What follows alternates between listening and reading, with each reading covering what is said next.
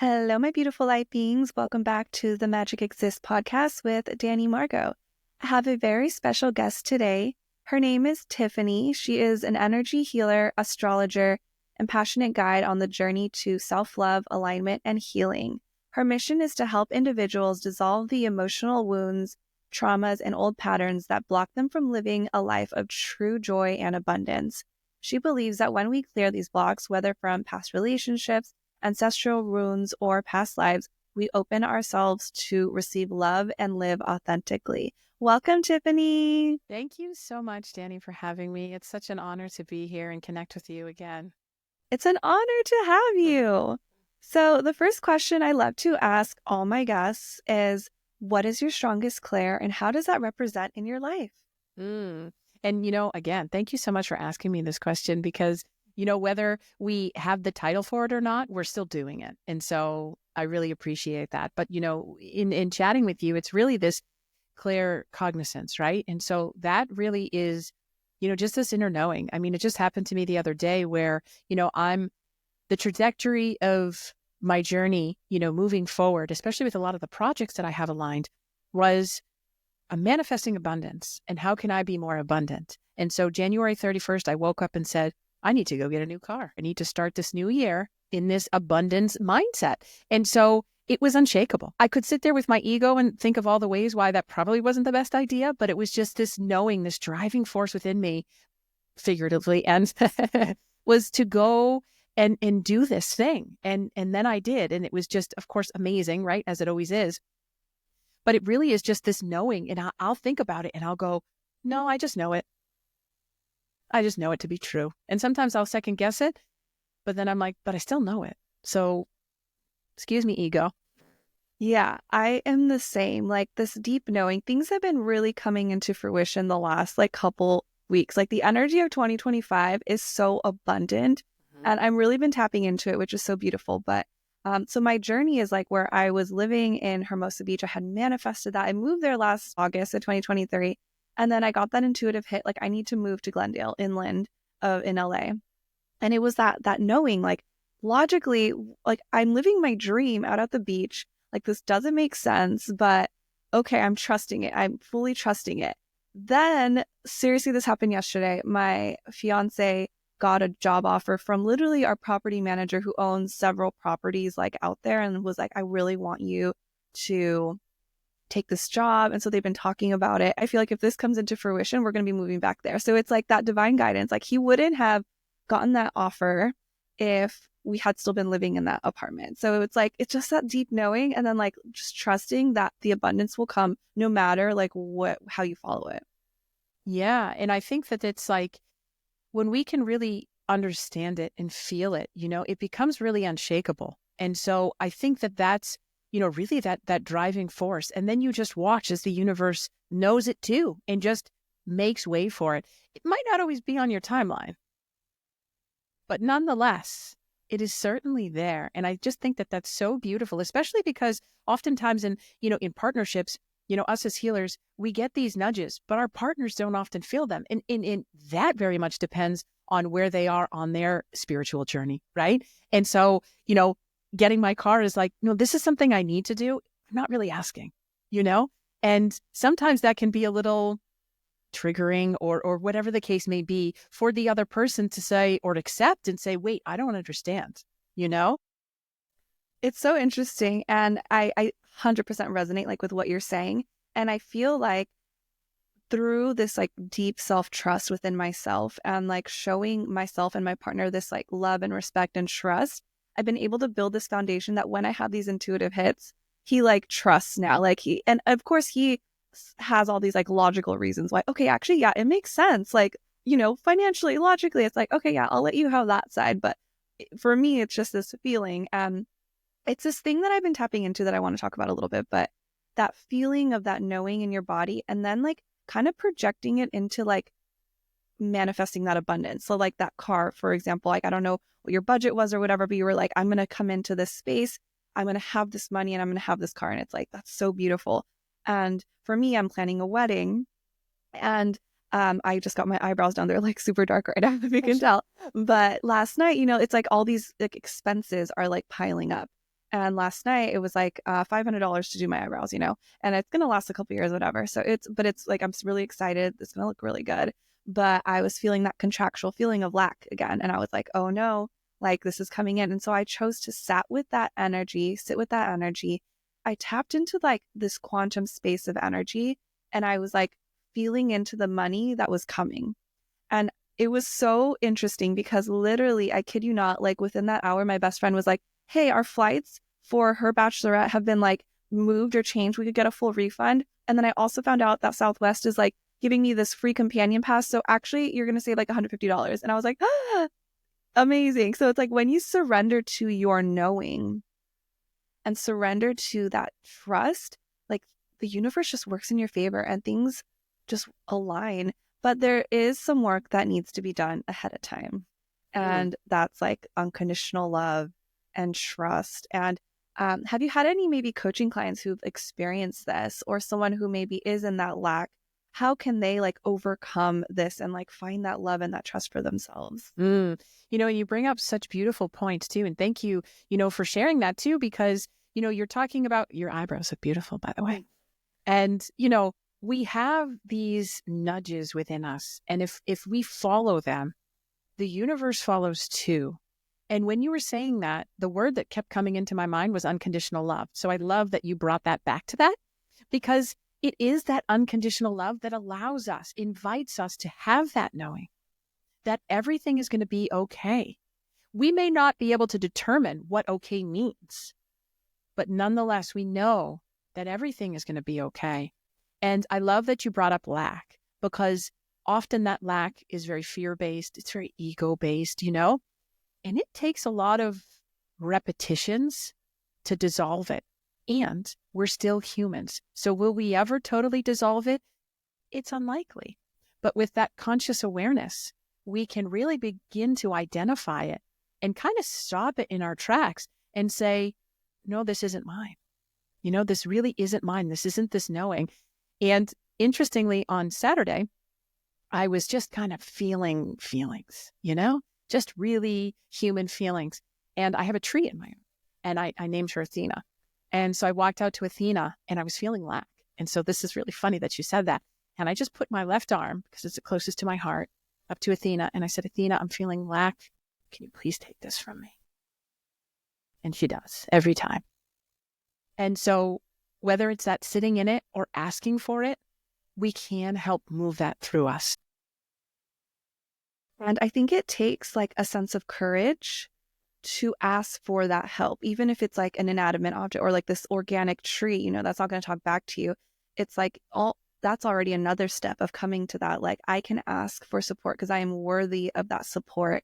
And now that you have this beautiful resource, like you know how to regulate your nervous system, and to ask for the support from this like tree, which for me at walks are like so helpful. And now that I'm resourced enough, like I could do it in my car, and like in the house, but in the beginning I couldn't. Like I had to go and do these things. And I think it's like building this self-trust within ourselves. I lived in downtown LA for like a year and a half or 2 years, and I was building like my psychic skills, my intuitive skills. And if like a city, it's very, very dense. And so you don't have like that ability to like go outside. And so that was what taught me, like, I am nature. I am a part of nature. I'm a part of the fabric that creates the universe. And I feel like when I understood that concept, I was able to ground within myself, and that like really expedited like my whole process. And I love that it's coming back to nature, because to me, nature is unconditional love and the highest vibration. And if we can understand and integrate, that's the very essence of unconditional love. And then how do we work that through in our own lives, within our own, ideas, beliefs, or knowing of what love is? Nature will always do that, because no matter under any condition, nature is always surviving. Not only is it surviving, but it's going to find a way to thrive. Wind is loving. Rain is loving. Soil is loving. I think we've talked about nature quite a bit, right? In just between you and I mean, it is really that very divine essence. And if we can tap into that vibration, that allows us to really open up that love within. Because the thing is, whether you feel it or not, It's not gone. We just need to remember. We need to come back to that knowing. I love that you say that nature is unconditional love, because oftentimes when I do like meditations, I'll envision like a grounding cord from like the base of my spine to the center of Mother Earth's heart. And every time I go there, she always wants to transmute any like energy that's stuck or like, heavy energy that's in my body. So it's like she is like a master transmuter, and you don't have to like negotiate anything or, offer something. Just literally like, I love myself. Can you help support me do that more so I can radiate, and be present from this higher frequency, this higher vibration, this higher perspective. So beautiful.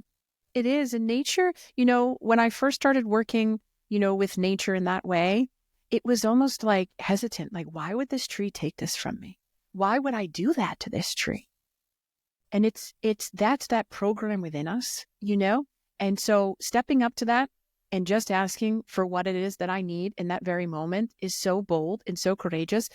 And it's taken a bit of time to get there, right? Like, let's be honest. It's a very simple thing, what we're talking about, but it's not always easy. And you really have to build that, so to speak, muscle within you, But through my time in nature, nature is always there supporting and loving. In every season, there's something to find that is beautiful.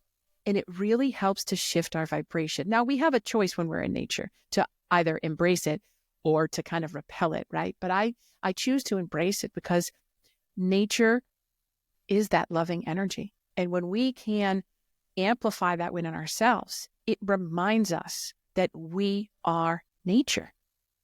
We are nature. My daughter said to me, she was in the shower. She's 8. She said to me in the shower the other day, I love this kid. She says, Mama, the water that's falling on me right now could have fallen on me in a past life. No way. Yep. And I said, you're right. Multiple past lives. And she's like, yeah, isn't that cool? And I'm like, it is, because that's nature. Oh my gosh, I'm obsessed. That's nature, right? And to hold that, and to allow that love, because every time we take a shower, we're touching nature. There's so many different ways. We have, I have stones in my pocket right now. It's nature. And it just helps to amplify that radiance, that divinity that is in every one of us. Oftentimes we forget it, or we forget to remember.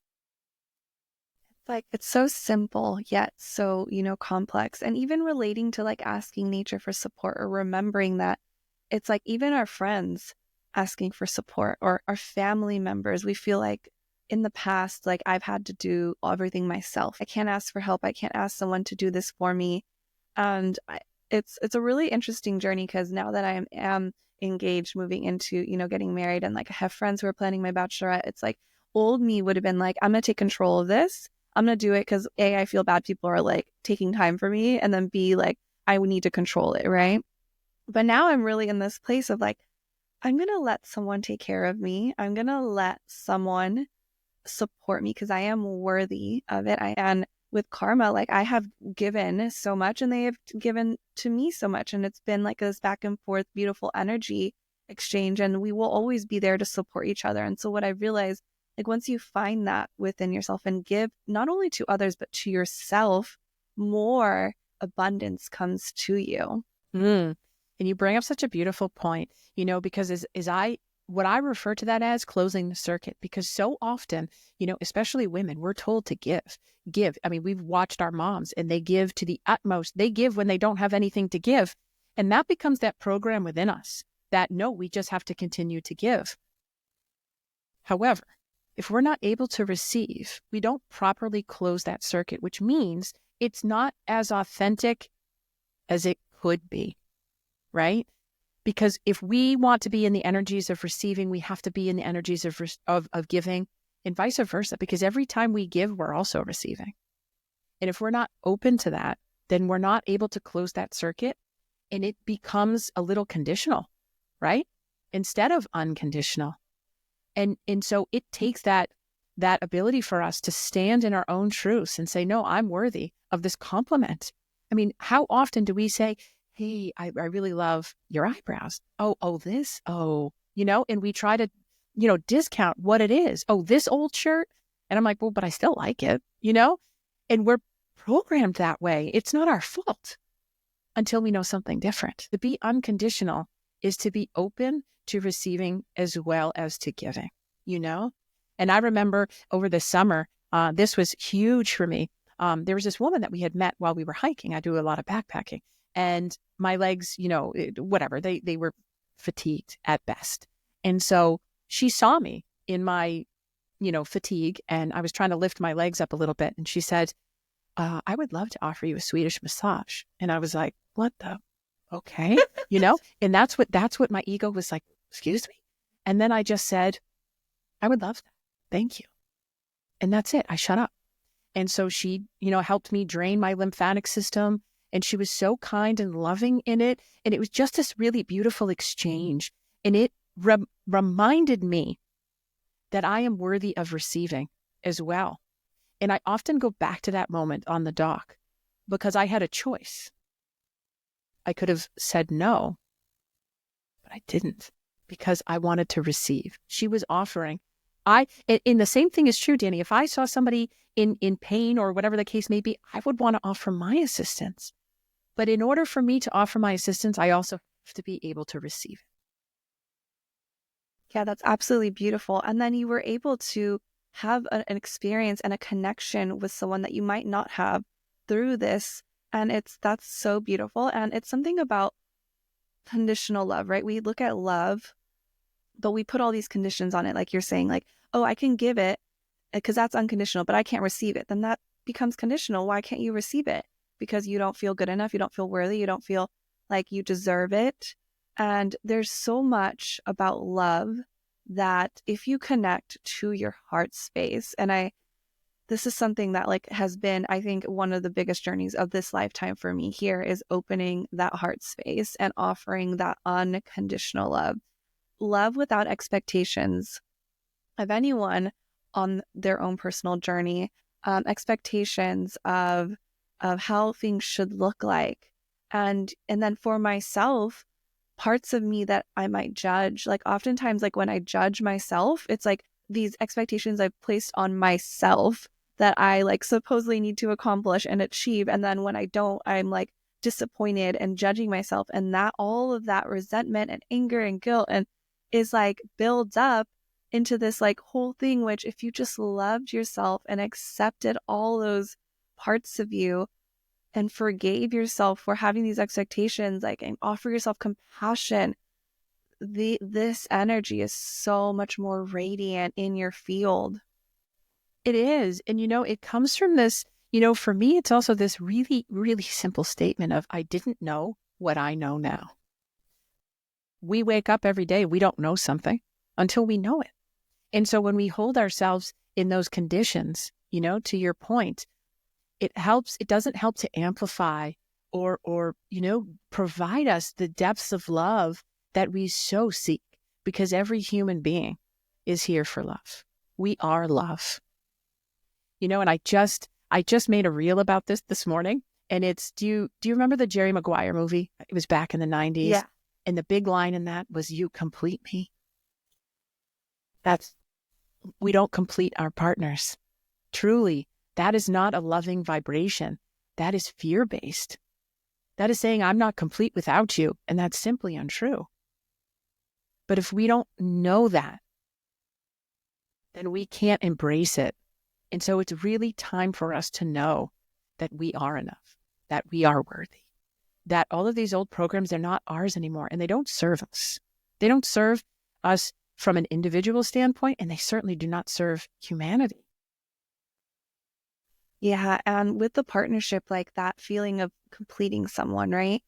I feel at the same time, when you feel complete within yourself and you actually let the person go, figuratively or literally, it's when they are meant for you, they will come back. And every partnership for me has to be an additive in my life, because I have done so much work on myself. If you are in any kind of mindset that is just victim or projecting that, it's can be very challenging.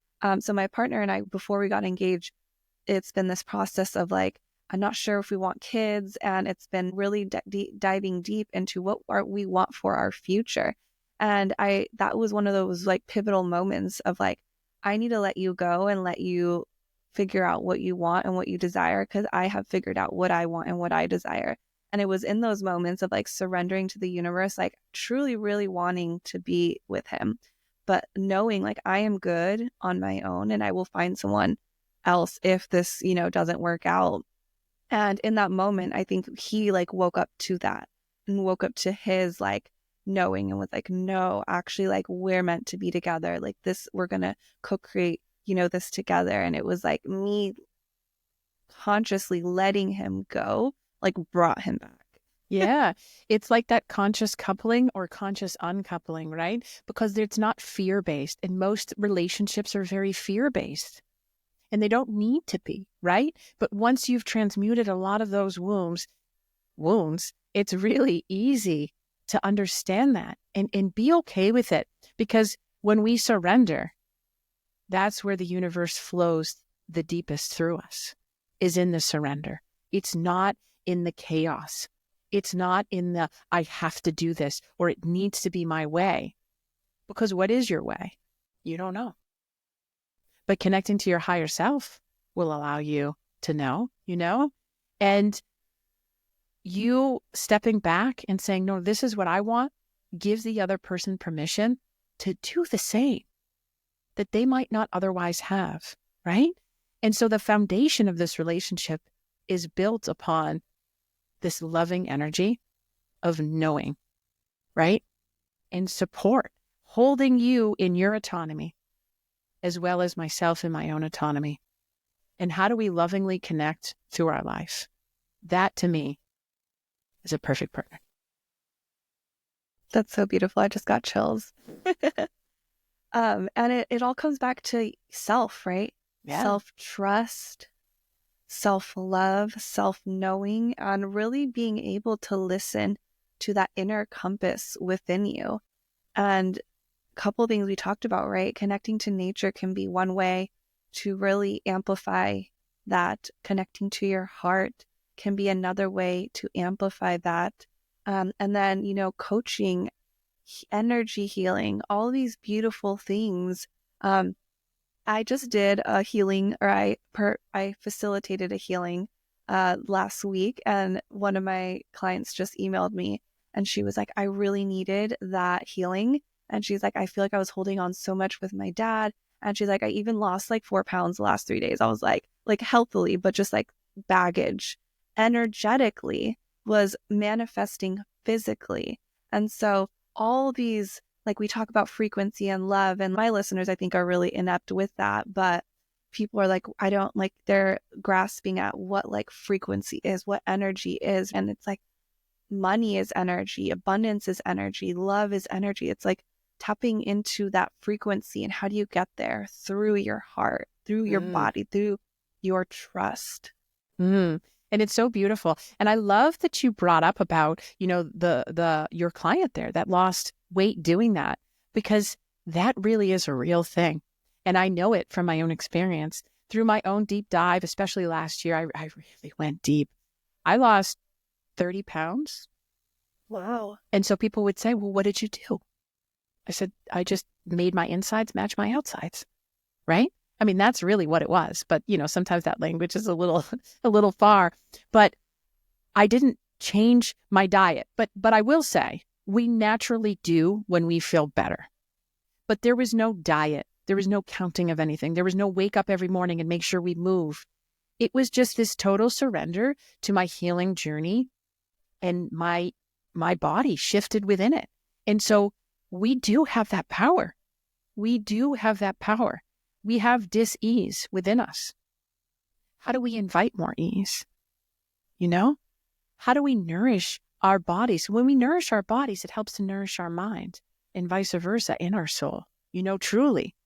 And so when we can connect with ourselves, we don't have to worry about, when we have that self-love too, the numbers on the scale don't mean the same. They don't mean the same, because we know no matter what size, shape we are enough. And inevitably, we change within it. Your smile gets deeper. I have dimples I didn't really know I had.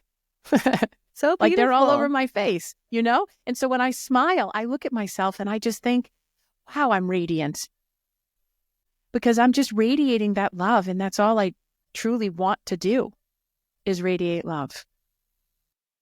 That's so beautiful. And that's been a journey of mine as well, coming back to my body and eating healthy. And so I've been an athlete like my whole life, and I've done like heavy lifting, weights, yoga, all the things. And then during this spiritual, awakening process, I kind of went away from my body and went into the ethos, all the multidimensional spaces. And this year, I'm feeling really called to come back to my physical body and really take care of the vessel that we were given. And so what you were saying with diet, I am just intuitively like, what does my body need? And I actually ask my body itself, like, hey body, like I tune in and I meditate, like, what do you need today? And the other day she's like, I need fruits and vegetables. Like, and there's so much thing like Ayurvedically, if you eat like meat with fruit right away, you can't because it's like digests, different times in your stomach. Like fruits an hour, where like bread, I think is like, or meat is like 6 hours. And then there's all these like regulations or like, myths, like you shouldn't be putting spinach in the blender because like actually you should chew it because the saliva, it needs like 32 bites or all these things. And so I was like kind of going down a rabbit hole while I was meditating. And my body was like, stop it. Yes.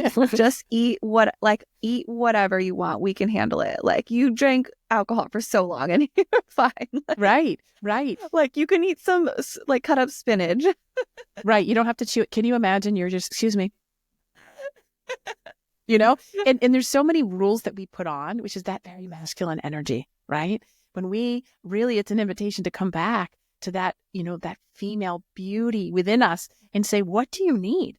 Tell me, you need a cookie? You might need a cookie today. That's okay. We'll do that, And also, I run nutrition meetings on the side. It's kind of like a side thing of what I do. Wonderful. And I always say, I'll stand up in front of the group and I always say, I'm not a seller of fruit.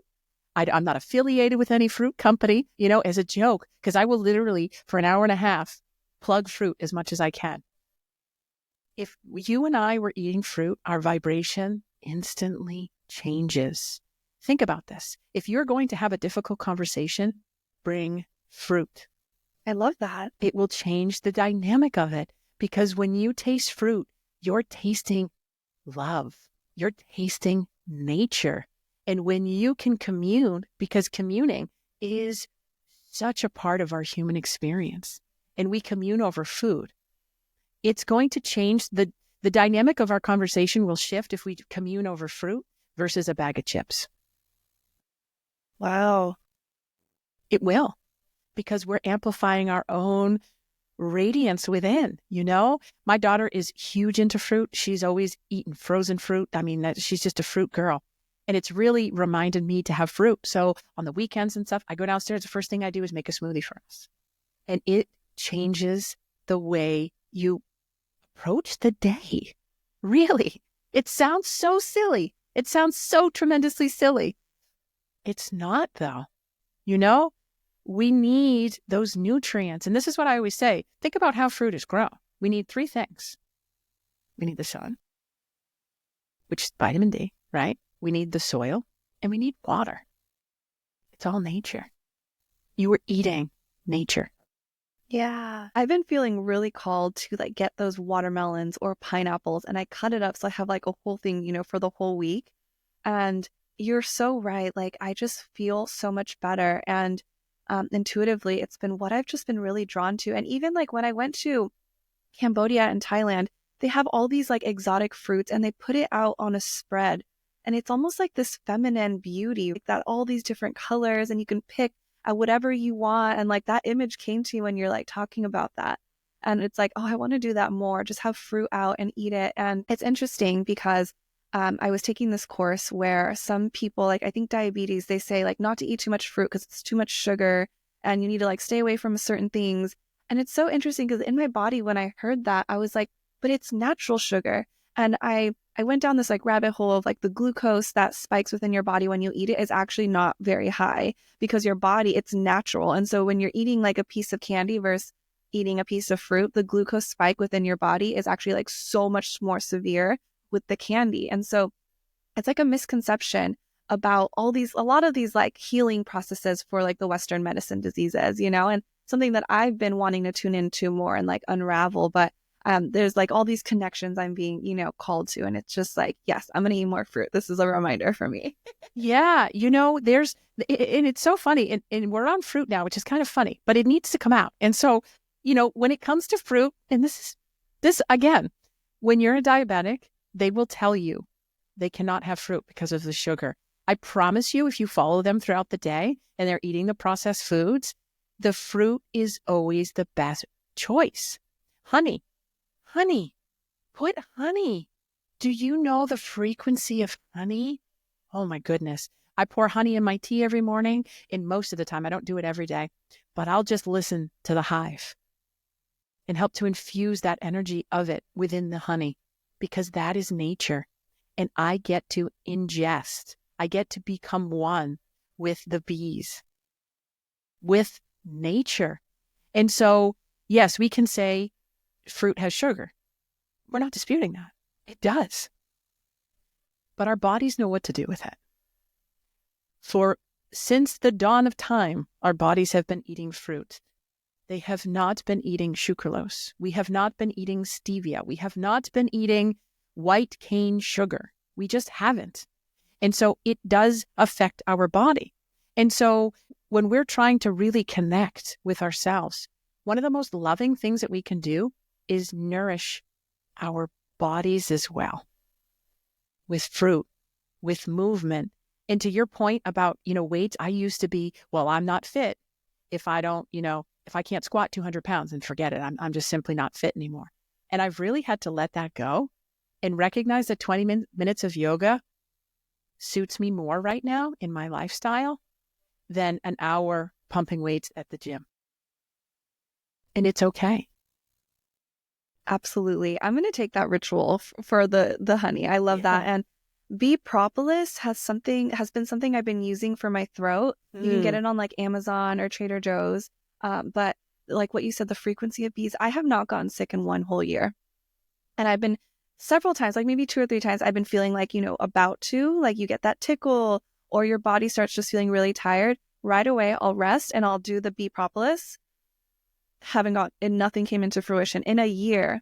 And so there's something about the honey, definitely, that I'm going to tap into more. And like last night when I got my eyebrows done, the girl, she accidentally burned her hand with like a iron. And she said it was like a whole bubble, like on the whole length of her finger.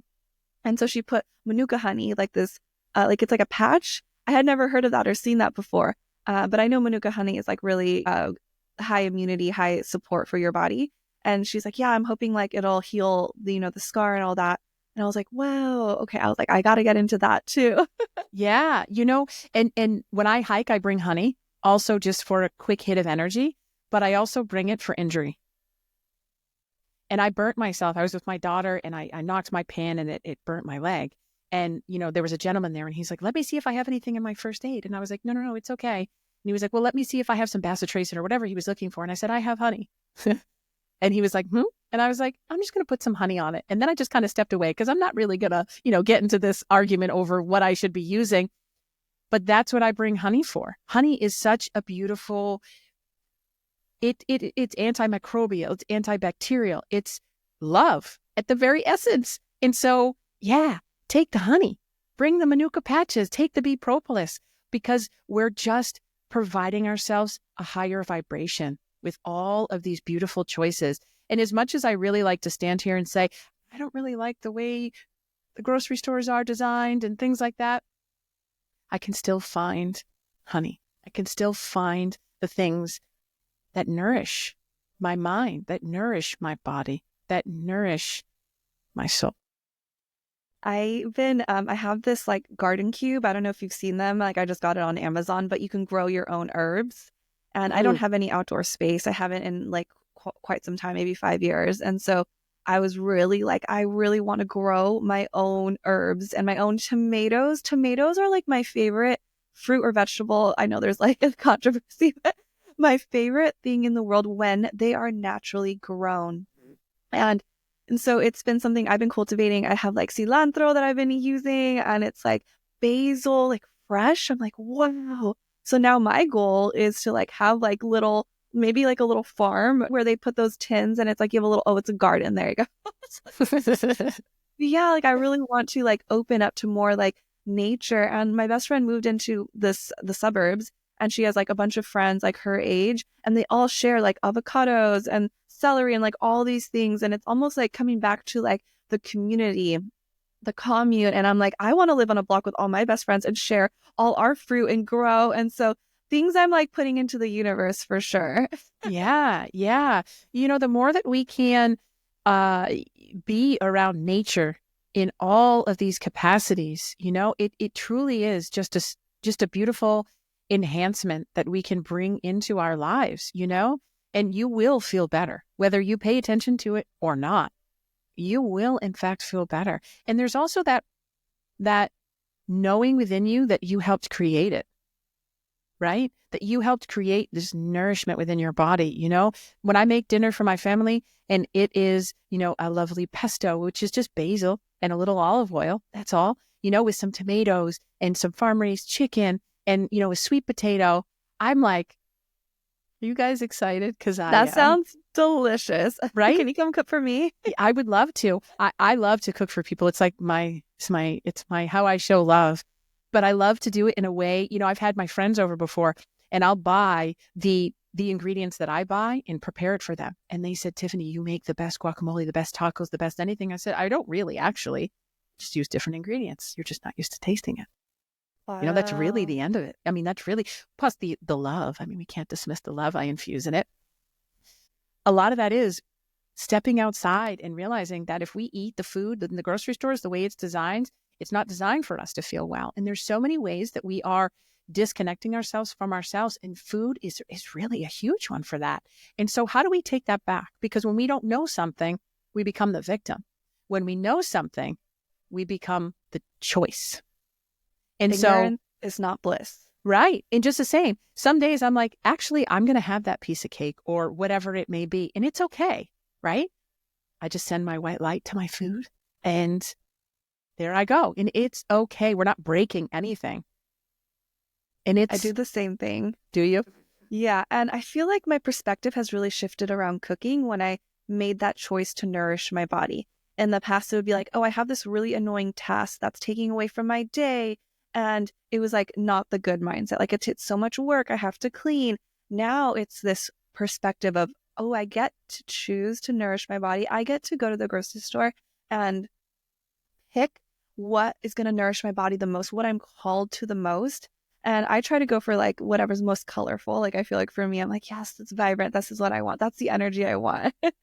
And yeah, well, like, so I get the grass-fed beef. I get the pasture-raised chicken. I get like the organic, and it is more expensive, but you're like what you said, you can taste the difference. And now I mainly cook for my partner, and like when my friends come over, I'll cook for them. And it's such a beautiful ritual to help nourish your body from something that was cultivated in nature, which is part of you from a frequency and vibration level. It's beautiful. It really is. It really is. And when we can change that, because again, our world right now is fast food and we have to do everything fast, and we can have our food delivered or we can get somebody else to make it for us. Just disconnecting from who we are. We are made to make our own food. Something that has been really bothering me lately with stores, they don't use organic. They'll use soybean oil, canola oil, something highly inflammatory that is not avocado or olive oil, and that will like affect your gut health and the inflammation in your body, which will just cause more disease. And there's literally an app now that I was like annoyed. You have to pay like $8 a month. I have to pay $8 a month for an app so that I can check if this store uses olive oil or canola oil to fry their foods. And it's just, cooking has been something I used to be like, oh, I love food. I'm so food driven. And so going out to eat has been such like a beautiful gift. But knowing this now, it's really changed my perspective of like cooking for myself And then when I do go out, not having judgment around it, I'm going to treat myself. This is wonderful. It's still nourishing my body because I love it and I love me and I love this experience and I have gratitude for it. But it's this like infusing that intention. Even if I do eat Carl's Jr. one day, I'm like, thank you, divine energy for this wonderful like cheat meal that I'm going to eat. Yes, I love it. But it's been this really eye-opening thing to receive this information and get this information of like what stores are using, what restaurants are using, and like what really is good for my body. It reminds us that we need to be the creator of our lives. I really feel it's reminding us that, we have blinders on, and if we don't remove them, then we don't, we end up 50 with heart disease and everything else and go, well, I don't know how that happened. Not only do we have the heart disease, but we're probably pretty miserable in our life, right? Because we don't know how we got to where we got. It's just like when you're driving in the car and you're like, oh, how did I get here? Well, that's the last 20 years of your life. It's not your fault until you know something different. But now you know something different. And if we don't pay attention to what's in front of us, we become very disconnected with ourselves, disconnected from the essence of who we are, that love, that divinity within us. And so it's really an invitation to come back home. And what would you say to someone who has like a fear of change, or subconsciously like they know they're not making the right decisions, so they don't want to hear and be confronted with that? What would you say to someone who's like maybe in that space and maybe listening to this podcast and is like, no, there's like the part of them that needs to change, but they're scared? And that's really, fear is such a difficult energy for us because it feels so empowering when really it's disempowering, right? It feels like that knowing when it's really not. It's like the sum of our wounds coming out. And oftentimes we don't want to heal. That's our ego. We fear it because our ego is here. It's designed to keep us safe. But it doesn't actually keep us safe, which is the funniest thing about it all. And so our ego is telling us we're not good enough. That's going to cause change. That's going to disrupt things. But here we are in a world, and the only thing that's true is change. We will constantly evolve. So that fear is very real for you. And I understand it. Well, I don't understand, but I understand what I don't know about it, And it could be that invitation for you to sit and get still, because you probably haven't done that, and ask, what am I afraid of? Am I afraid of the change? What's going to happen? What's the worst that's going to happen? And invite you into it, because what we're fearing is seeing ourselves. What we're doing is ineffective. We just don't know it in that way. And so we are repelling what would make us feel good. But it's up for us to choose, because we are the creator. We are not the victim. And so when we can lovingly say, this is fear-based, and get curious with love and sit in that stillness, your answers are always there. They might shock you, but they're there for you. So shocking but beautiful. And from a biological standpoint, like when, let's say, humans were still living among animals, and we had to have this fear in our body, our nervous system creates like that fight or flight when we are in a dangerous situation. So there's fear, because if there's like a bear next to us, of course we're going to have that and feel that in our body, because literally we're meant to run, and that cortisone is high, that adrenaline is high. But now when we feel that fear, typically we are safe. Typically, hopefully, most of us are in a house. There are no bears in our house. Like there's no lions hanging out outside. Like we are in a safe place. And so that fear is the fear of the unknown and stepping outside our comfort zone. And our nervous system wants to stay safe, even if that trauma that you're living in and that fear you're living in is safe.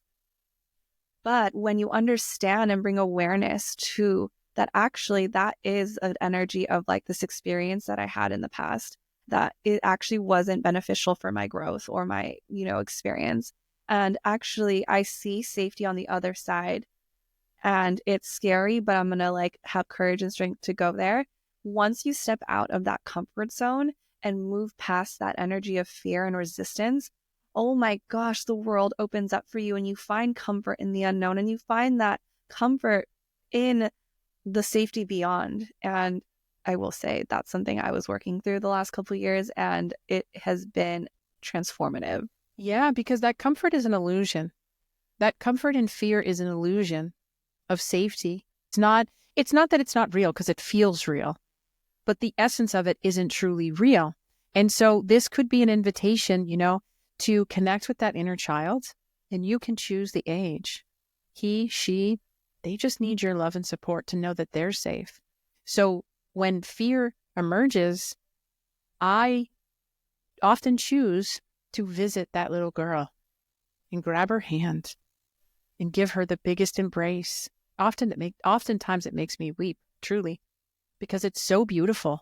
And I tell her that it's okay and it is safe. And to me, that is the quickest way to dissolve fear, is to meet it. And you'll know the age. If you close your eyes and I say to you, what age are you? There's no wrong answer. Whatever that first little nudge is the answer. And that's also what I say to in order for us to connect, because this could be your first time connecting with your intuition, with your higher self. The very first answer you receive is the one of your higher self. The one that follows is the one of your ego. And if we can discern between the two, now we have power over the second one. But we can't do that unconsciously. And so you can ask yourself very simple questions. What do I want to eat today? A burger. Burger it is. Have a burger. Do not question it. Have the burger. And the more that we could take these simple little ways to start to enhance that connection with ourselves. What shirt do I want to wear today? Allow your intuition to guide you.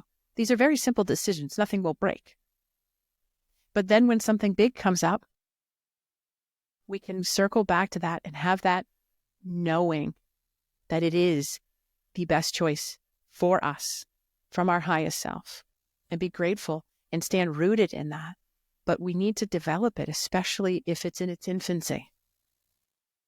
That's such a beautiful process, and definitely something I resonate with fully. And to take it even a little step further, when you're like, imagine that version of you, when you were a child, and whatever version comes forward. For me, since I am clairvoyant, so that means I can see things in my mind's eye, that is where it comes to me. And so you can get like an age, you can get a vision, you can just get a knowing, or you can hear. And so there's several ways to do this, but I just read this study. You know that saying that like if a tree falls in the forest and no one's around to hear it, it still makes a sound.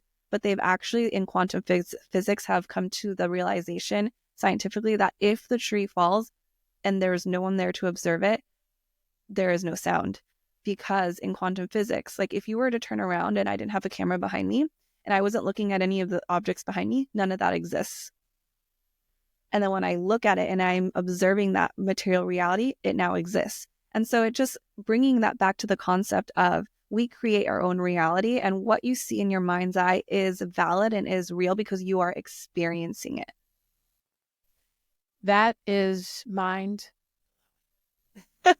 When we start to, we exist in the energies of this quantum physics and the space within it, I mean, it really sends because our human experience, it doesn't engage very well with the mysteries of the universe, right? But our higher self is like, yeah, no, I know that. Yeah, I totally get that. And I often will say that. I'll say, my higher self completely understands this. It's the human side of me that's having a little challenge, right? Because that's very real. I mean, you're talking about things not being behind you. And I'm like, no, that makes sense to me, but it also really doesn't make any sense to me. And it's going and leaning into that beautiful trust of self, all back, and which is love. Right. And here we go, full circle, back to the love. So beautiful. Oh my gosh, Tiffany, this is just, I love all these conversations. I love speaking with you. What are you working on right now or that you want to share with the audience? I've really been called to, through my podcasting and creating relationships, what I've come to know is that I'm here to be a visionary and have these be this bridge and this conduit, not only to, healers like ourselves, like you and I, but also to everyone listening, to be that conduit back to themselves. And within that, over the last month or so, because I also really I really love astrology, and I started learning it and I just immersed myself in it. But then I also realized it's not my focus, but it's still very passionate in me. And so I came up with this really awesome idea, and that I'm probably 2 weeks away from full release of it. But what it is, it's called the Inner Soul Map. And so I started using it because I can read my own astrology chart, right? And so I started using ChatGPT and just putting in, my placements. My rising sign is here. And so all of a sudden, I started to realize that I had this full permission to take up the space that I already know that I needed to take up, to follow my voice. My voice is very strong. I have Mercury in a ton of my placements, which is why I do podcasting, which is why I do all of this, right? And so it's just that permission to step deeper into myself. And then I thought, well, I can empower other people with this, because that's what it is. How do I empower you? And so many of us, I'm in my 40s now, so I feel like most of the women that I see are walking around like this because they're not fulfilled. They don't have that self-love. What they're doing in their work life isn't balanced with their home life, isn't balanced with their love life. And they're just distant and avoidant. And it's okay. So how do I help? And this is what I came up with, is you give me your birth time and your date, and I will create this. It's a 32-page guide, and it's called the Inner Soul Map.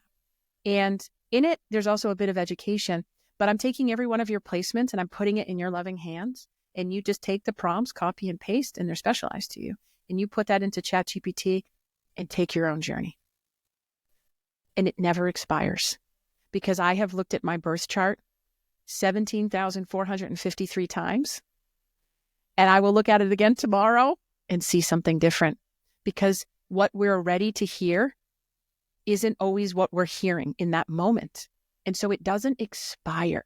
And so this is a really heart-led project for me, and AI is not going anywhere. So how do we embrace it and use it in ways that helps to nurture us? Because I promise you, if you figure out what you're here to do and do it, your life will change. Your life will change. And so with that, I also have a romantic chart where I can pull a couple's chart. And there's certain placements in the chart where, what's the best way for us to, have romance? And it will tell you based on your chart's energies. And I promise you, it's not, because you'll go, oh yeah, that is me. That is me, right? And so, I'm also going to do one for business and for children as well. And so this is just a way for me to help empower you to come back home, is the way that I see it. And then I'm creating the Soul Circle Alliance, which is coming up, and that's with soulful seekers and soulful healers. And it's a really beautiful group. So I have a lot of things up and coming, and I'm really just stepping into my role and giving that permission to myself to do as such. So beautiful. Tiffany, I'm going to leave all those links in the bio so everyone can access them. They sound so wonderful. I definitely want to get one done. So where can everyone find you? Well, you can find me in Massachusetts. No, I am on social media. I'm on Facebook under my name, Tiffany O-Hearn, but TikTok and Instagram is Heart and Soul Healing, because as far as I'm concerned, if you don't have your heart in your soul, you can't properly heal, right? And so it's Heart and Soul Healing. And then also it's innersoulmap.com. But they're all going to be under, who I am and what it is that I do. I do energy healing. I do podcasting, and I'm just here to be a guide to remind you that you are enough, that everything you seek is within. In the moment that we can fully embrace that is when we can truly heal. And I don't know why I'm getting emotional. Someone needs to hear this right now. So beautiful. Well, Tiffany, thank you so much. This meeting was so divinely guided, how we met and how we found each other. And I really, really enjoyed this conversation. Thank you so much. Thank you. Thank you for this space. And thank you for, showing up and just being your beautiful, wonderful, high vibrant self as well. Bye.